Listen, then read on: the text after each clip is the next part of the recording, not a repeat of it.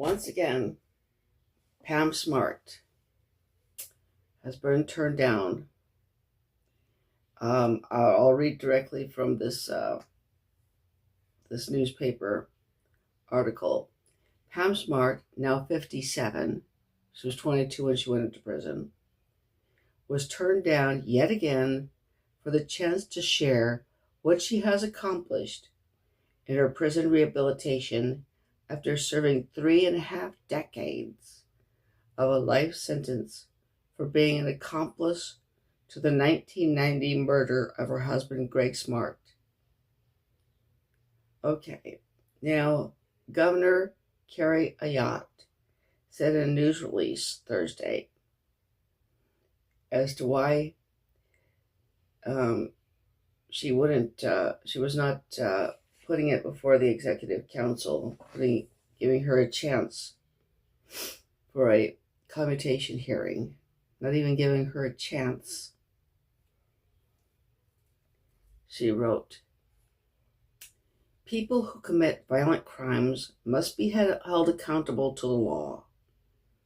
I take very seriously the action of granting a pardon hearing and believe this process should only be used in exceptional circumstances. Having reviewed this case, I have decided it is not deserving of a hearing before the Executive Council."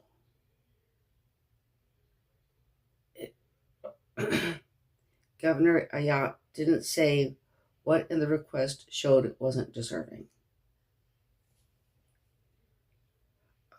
Smart's attorney, Mark Sisti, said Ayotte couldn't have reviewed her case, or she would have known that Smart isn't seeking a pardon hearing, but rather a commutation of her sentence before the Executive Council. Not a pardon, but a commutation.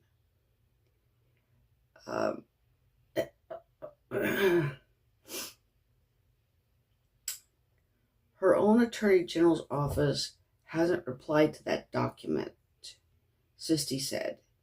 They didn't have the wherewithal, ability, or time to do the research and express an objective opinion to reply to the petition.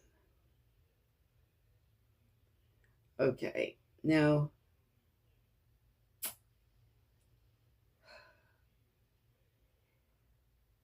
she hasn't even, the last person who was involved in the murder, Bill Flynn, was released in 2015. This is 2025. The murder was committed in 1990. She hasn't even gotten a hearing to be able to share with the governor, council, and public what she's done with her life in prison and how she has been rehabilitated.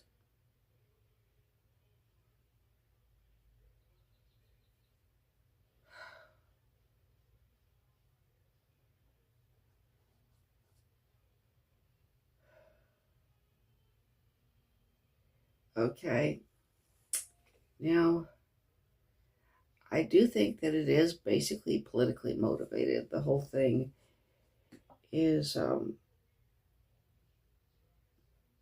that politicians are afraid that they're going to lose points with the public if they show any mercy at all to Pam Smart, who in a lot of people's minds has been very much vilified.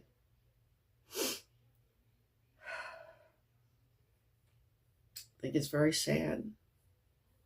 I did correspond with her, and you can read that correspondence in Voices from the Inside, Letters from Famous Prisoners by Denise No.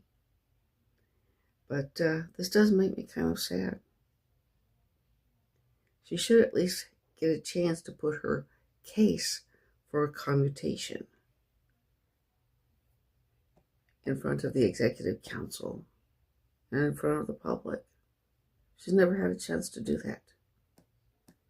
It doesn't look like any governor of New Hampshire is going to allow her to do it.